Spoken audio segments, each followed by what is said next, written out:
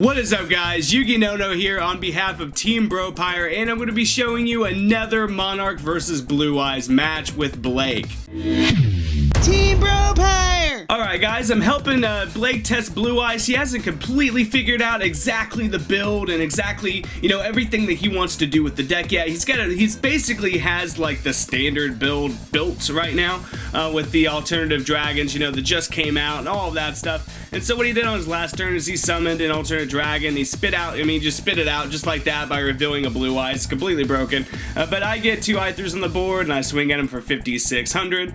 And then I set up, like, I have the Aether play, so I'm going to be able to tribute his monster on his turn. That Raigeki hurt a little bit, but it's chill, because I get Prime on the board, I activate Stormforth, I activate Aether, and then I'm able to not only tribute his monster, but, and then, like, send stuff to my graveyard and summon a monster, but I get a search off of Return of the Monarchs, which is, of course, just completely broken. I mean, there's not really much that could be said about Monarchs that hasn't already been said. Like, once the deck gets going, it is pretty unstoppable until it runs out of resources to send. Game 2, however, was a complete blowout. Like you guys are about to see, I'm like digging the deck, and I see Trap Eater, which is nice, of course, because, I love Trap Eater. I swear by that card.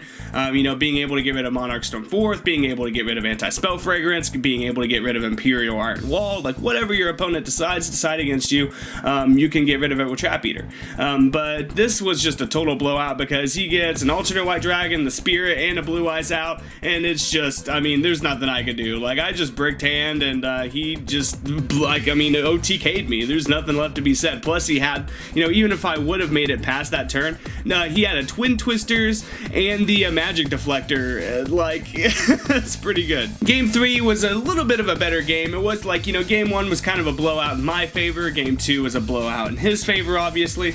This one turned out a little bit different.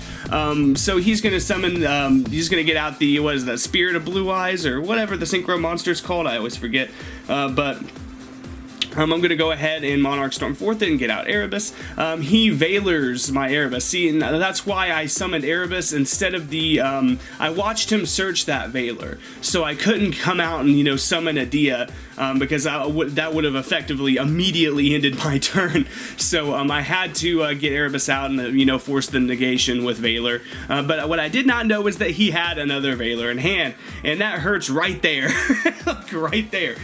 Because, like, I can't do anything. That really ends my turn. That, right there, it really turned the game around. It really, really did. So he kills my Adia, and I have nothing to search in the banish pile. So, then I kind of dead draw right there, and then I use the Prime to search into the deck, and I dead draw Return. Like, oh, it's so bad.